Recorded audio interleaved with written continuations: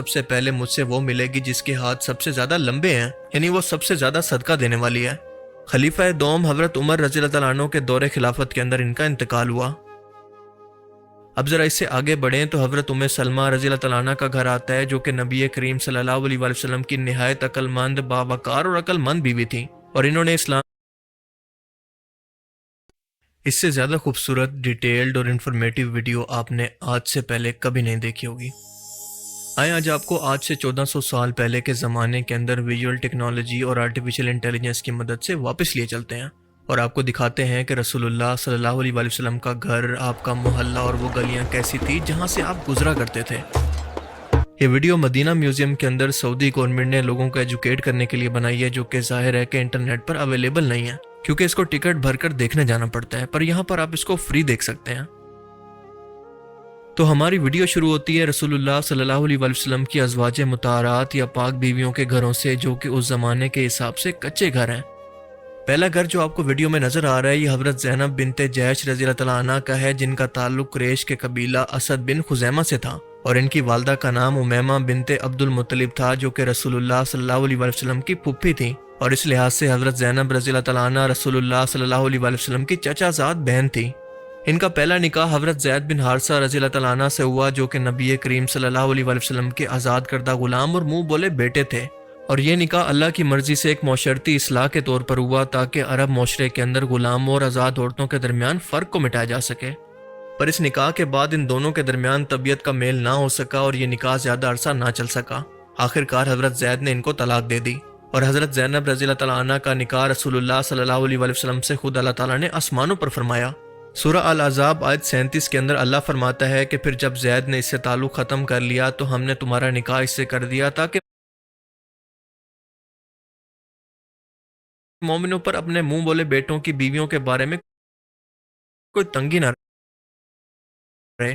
اور رسول اللہ صلی اللہ علیہ وآلہ وسلم سے نکاح کرنے کا مقصد یہ تھا کہ اللہ تعالیٰ نے اس رسم کو توڑ دیا کہ آپ کے منہ بولے بیٹے آپ کے حقیقی بیٹے نہیں بن سکتے، یعنی یہ واحد صحابیاں ہیں جن کا نکاح آسمان سے اللہ تعالیٰ نے نبی کریم صلی اللہ علیہ وآلہ وسلم سے فرما دیا، اور ان کے بارے میں نبی کریم صلی اللہ علیہ وآلہ وسلم نے خود فرمایا کہ تم میں سب سے پہلے مجھ سے وہ ملے گی جس کے ہاتھ سب سے زیادہ لمبے ہیں، یعنی وہ سب سے زیادہ صدقہ دینے والی ہے۔ خلیفہ دوم حضرت عمر رضی اللہ تعالیٰ عنہ کے دور خلافت کے اندر ان کا انتقال ہوا۔ اب ذرا اس سے آگے بڑھیں تو حضرت ام سلمہ رضی اللہ تعالیٰ عنہ کا گھر آتا ہے، جو کہ نبی کریم صلی اللہ علیہ وآلہ وسلم کی نہایت عقل مند، باوقار اور عقل مند بیوی تھی، اور انہوں نے اسلام کے کئی اہم لمحات کے اندر رسول اللہ صلی اللہ علیہ وآلہ وسلم کی مدد کی اور مشورے دیے۔ آپ سب لوگوں کو یقیناً صلح حدیبیہ کا مشہور واقعہ تو یاد ہوگا، جب 1400 صحابہ کرام احرام پہن کر عمرہ کے لیے مکہ مکرمہ پہنچے، لیکن مکہ کے سرداروں نے انکار کر دیا۔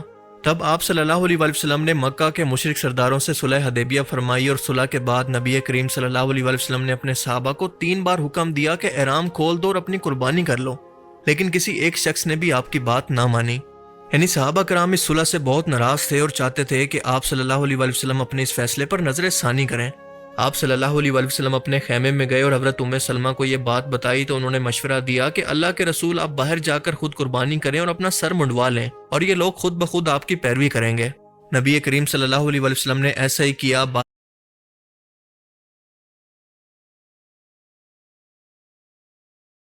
باہر آئے، قربانی کی، اپنا سر منڈوایا، اور یہ دیکھ کر تمام صحابہ کرام نے فوراً اس پر عمل کیا اور یہ معاملہ ختم ہو گیا۔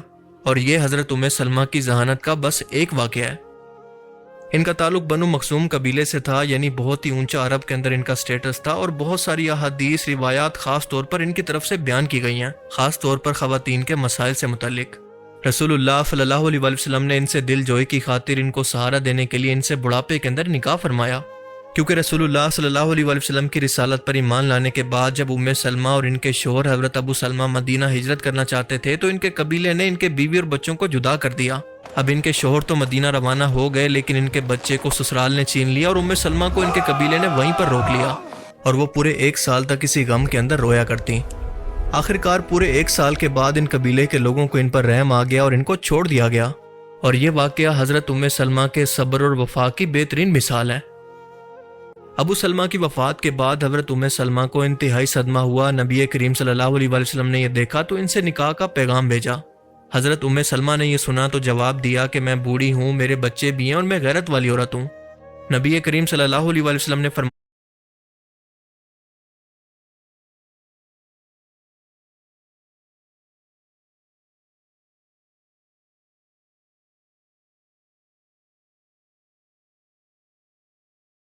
فرمایا کہ اللہ تمہارے بچوں کا ولی ہوگا، تمہاری غیرت کو دور کرے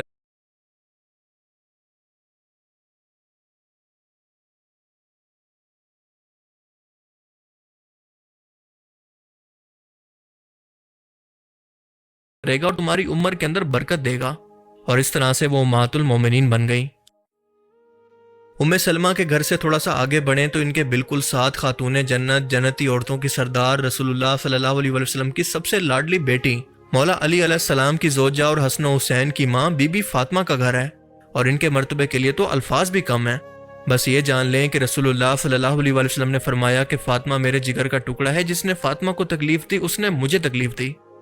ایک بار جب نبی کریم صلی اللہ علیہ وسلم سے پوچھا گیا کہ آپ کو سب سے زیادہ محبوب کون ہے، آپ صلی اللہ علیہ وسلم نے فرمایا کہ فاطمہ۔ حضرت فاطمہ جب آپ سے ملنے آتی تو رسول اللہ صلی اللہ علیہ وسلم ان کے استقبال کے لیے کھڑے ہو جایا کرتے۔ حضرت فاطمہ کے گھر کے بالکل پیچھے رسول اللہ نہیں دیکھی، جو کہ سیدھی سادی دل کھول کر صدقہ کرنے صلی اللہ علیہ وسلم کی دوسری بیوی تھی، جن سے آپ صلی اللہ علیہ وسلم نے حضرت ختیجہ کی وفات کے بعد نکاح فرمایا۔ حضرت ختیجہ کی وفات کے بعد نبی کریم صلی اللہ علیہ وسلم بہت غمگین تھے، اور حضرت سودا بھی اس وقت بیوہ ہو چکی تھیں۔ وہ بوڑھی، سادہ مگر دیندار اور باوقار خاتون تھی۔ نبی کریم صلی اللہ علیہ وسلم نے ان سے نکاح فرمایا تاکہ گھر کا نظام سنبھالنے والی کوئی عورت موجود ہو اور ایک نیک اور بزرگ عورت کو سہارا دیا جائے۔ حضرت عائشہ رضی اللہ تعالیٰ عنہ فرماتی ہیں کہ میں نے سودا سے بڑھ کر کوئی عورت نہیں دیکھی جو کہ سیدھی سادی دل کھول کر صدقہ کرنے والی اور اپنی باری مجھے بخشنے والی ہو۔ اور ایسا حضرت عائشہ نے اس لیے کہا کہ جب حضرت سودا کی عمر بڑھنے لگی اور نبی کریم صلی اللہ علیہ وسلم کو حضرت عائشہ زیادہ محبوب ہو گئی تو حضرت سودا نے اپنی باری حضرت عائشہ کو دے دی تاکہ وہ قیامت کے اندر نبی کریم صلی اللہ علیہ وسلم کی بیوی کہلانے کا شرف حاصل کر پائیں۔ ان کا انتقال بھی حضرت عمر کے دور خلافت کے اندر ہوا۔ حضرت فاطمہ کے گھر کے برابر کے اندر دائیں طرف امہات المومنین حضرت عائشہ کا حجرہ تھا، جو کہ رسول اللہ صلی اللہ علیہ وسلم کی حضرت ختیجہ کی وفات کے بعد سب سے محبوب بیوی تھیں۔ صحیح بخاری میں آتا ہے کہ حضرت عمرو بن عاص نے پوچھا کہ اے اللہ کے رسول، آپ کو سب سے زیادہ محبوب کون ہے؟ آپ صلی اللہ علیہ وسلم نے فرمایا کہ عائشہ۔ عمرو نے پوچھا کہ مردوں میں سے؟ آپ نے فرمایا کہ اس کے والد ابو بکر صدیق۔ حضرت عائشہ نے 2210 سے بھی زیادہ حدیث روایت کی، اور صحابہ کرام ایون کے بڑے بڑے فقہ بھی ان سے علم سیکھنے آیا کرتے۔ حضرت عروہ بن زبیر فرماتے ہیں کہ میں نے کسی کو عائشہ سے بڑھ کر قرآن، حدیث، فقہ، طب، شعر، نسب اور عرب کے واقعات کا علم رکھنے والا نہیں پایا۔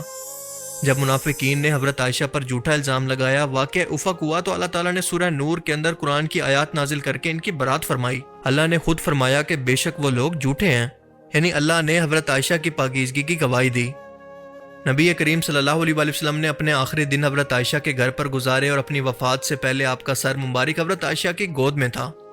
آپ صلی اللہ علیہ وسلم کا مسواک بھی انہی کے ہاتھ سے ہوا، یعنی آپ نے اس کو چبا کر نرم کر کے رسول اللہ کے منہ میں دیا، اور یہ مقام کسی اور بیوی کو حاصل نہیں ہوا۔ حضرت عائشہ کے ساتھ ہی برابر کے اندر حضرت حفصہ کا گھر تھا، جو کہ دوسرے خلیفہ حضرت عمر بن خطاب کی بیٹی تھیں۔ ان کے پہلے خامند حضرت انیس بن حذافہ غزوہ بدر کے اندر شریک ہوئے اور یہاں پر شہید ہو گئے۔ حضرت حفصہ رضی اللہ تعالیٰ عنہ پڑھی لکھی اور لکھنے والی خواتین کے اندر شامل تھی، اور قرآن کو محفوظ کرنے والی حافظات میں سے بھی تھی۔ انہوں نے قرآن کریم کی ایک تحریری کاپی کو اپنے حجرے کے اندر محفوظ رکھا۔ نبی کریم صلی اللہ علیہ وسلم کی وفات کے بعد قرآن کے جمع کیے گئے نسخے کو حضرت حفصہ کے پاس رکھا گیا تھا، اور اس طرح سے ان کا حجرہ قرآن کریم کے تحفظ کا پہلا سرکاری کتب خانہ بھی بن گیا۔ اب بڑھتے ہیں حضرت عائشہ کے حجرے کی طرف، جس کا 360 ویو آپ دیکھ سکتے ہیں۔ 5 بائی 6 میٹر لمبائی چوڑائی اور 2.5 میٹر اونچا، جس کے اندر آپ صلی اللہ علیہ وسلم کے آرام کے لیے بستر موجود تھا، ایک پانی کا مشکیزہ، ایک چراغ اور کچھ معمولی سامان تھا۔ یہی وہ مقام ہے جہاں پر نبی کریم صلی اللہ علیہ وسلم نے اپنی زندگی کے آخری دن گزارے، اور یہیں پر آپ کی وفات ہوئی، اور آج بھی آپ وہیں پر دفن ہیں۔ آج روضہ رسول اسی جگہ کے اوپر موجود ہے، کیونکہ انبیاء کرام کو وہیں پر دفن کیا جاتا ہے جہاں پر ان کا انتقال ہوتا ہے۔ حضرت عائشہ کے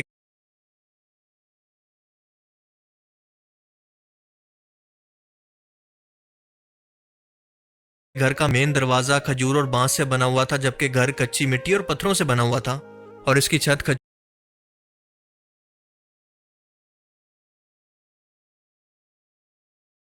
کھجور کی شاخوں، اون اور چمڑے سے ڈھکی ہوئی تھی، اور بارش کے اندر یہاں سے پانی ٹپکنے لگتا۔ حضرت عائشہ کے گھر سے جڑا ہوا ایک دروازہ مسجد نبوی کا دروازہ بھی تھا، اور یہ دروازہ جو آپ دیکھ رہے ہیں یہ وہی دروازہ ہے جو مسجد نبوی اور گھر میں آنے جانے کے لیے استعمال ہوتا۔ آئیں ذرا اب اس دروازے سے اندر داخل ہوتے ہیں، اور یہ تھا مسجد نبوی کا نقشہ آج سے 1400 سال پہلے۔ 11 ہجری میں رسول اللہ صلی اللہ علیہ وسلم کی وفات کے بعد جب حضرت ابو بکر کا انتقال ہوا، تب وہ کیونکہ والد تھے اور محرم تھے تو بنا کسی پردے کے حضرت عائشہ گھر کے اندر جا سکتی تھیں. لیکن جب حضرت عمر کا انتقال ہوا تو وہ کیونکہ نامحرم تھے تو ایک پردے کے ذریعے دونوں قبروں کو ایک پردہ لگا کر الگ شناخت دی گئی، جیسا کہ آپ دیکھ سکتے ہیں کہ یہ ہے رسول اللہ صلی اللہ علیہ وسلم کی قبر مبارک اور یہ ہے حضرت عائشہ کے والد حضرت ابو بکر صدیق کی اور خلیفہ دوم حضرت عمر کی. اب رسول پاک صلی اللہ علیہ وسلم کی قبر کو الگ کرنے کا مقصد یہ تھا کہ لوگ رسول اللہ کی قبر کی زیارت کر سکیں اور یہاں پر آ کر سلام عرض کر سکیں. اور آپ کو بتاتا چلوں کہ اسی حجرے کے اندر ایک چوتھی قبر کی جگہ بھی موجود ہے جو کہ حضرت عیسیٰ علیہ السلام کے لیے مخصوص ہے کہ جب وہ واپس آئیں گے تو اسی جگہ پر دفن ہوں گے. سال 92 ہجری کے اندر ولید بن عبد المالک نے مسجد نبوی کی توسیع کروائی تو حضرت عائشہ کا حجرہ بھی مسجد کے اندر شامل ہو گیا تاکہ لوگ آسانی سے روضہ رسول کی زیارت کر سکیں.